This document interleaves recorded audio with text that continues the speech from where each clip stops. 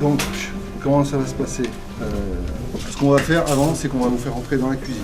On va contrôler vos marchandises, chacun à votre tour. Vous installez votre poste tranquillement. Vous soyez bien. Une fois que vous avez installé votre poste, vous sortez, vous revenez ici. Vous pourrez discuter avec votre commis. Et après, le premier qui commence à 9h, après, c'est toutes les 10 minutes. Alors, on va commencer par le tirage au sort. Bon, allez-y, messieurs, il y a 6 numéros. Allez.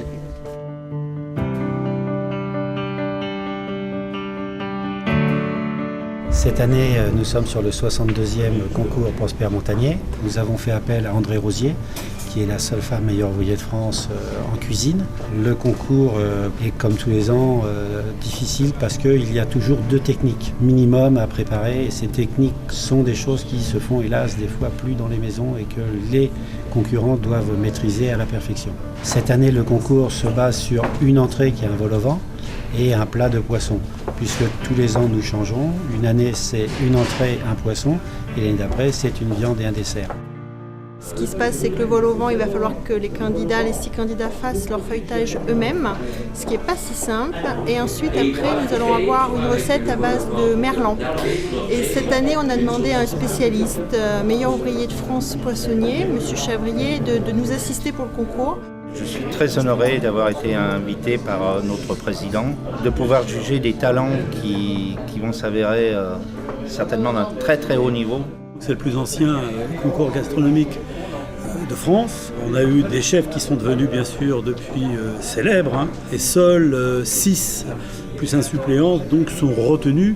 C'est pas évident, il y a une pression énorme, il faut pouvoir travailler dans un temps qui est limité et il y a une organisation, c'est difficile. C'est un beau concours, c'est un très bon concours.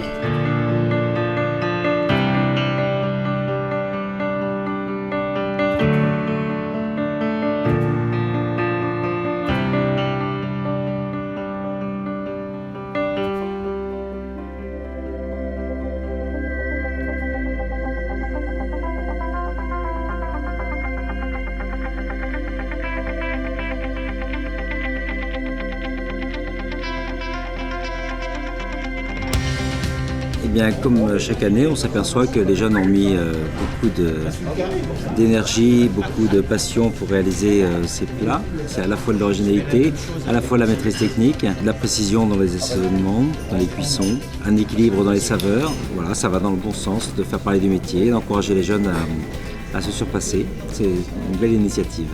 Donc il y a eu du très beau travail aujourd'hui, sachant que le sujet était assez complexe quand même, avec beaucoup de techniques imposées.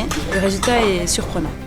J'ai trouvé que c'était d'un très haut niveau, que les ingrédients étaient remarquables et que les personnes, hommes et femmes qui sont derrière ces plats ont beaucoup de talent. J'ai réussi néanmoins à créer une hiérarchie entre les différents candidats car je pense que certains se distinguent. Et j'attends avec impatience tes résultats.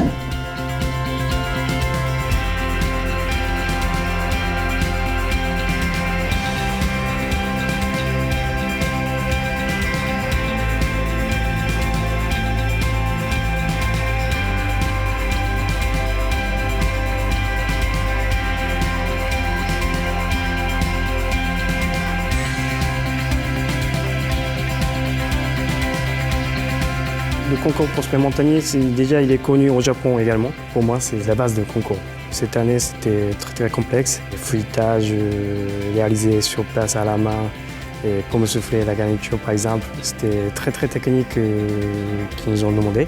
Ça permet de se prouver sa valeur, de se comparer par rapport à d'autres cuisiniers. Et c'est un concours pas facile, mais si vous le réussissez, ça vous servira dans la vie. Ça fait partie vraiment des grands concours français dans la lignée justement des meilleurs ouvriers de France. C'est plaisant. Et puis bon, il y a un stress. Oui, c'est un bon stress. Ouais. C'est à tenter. C'est à tenter.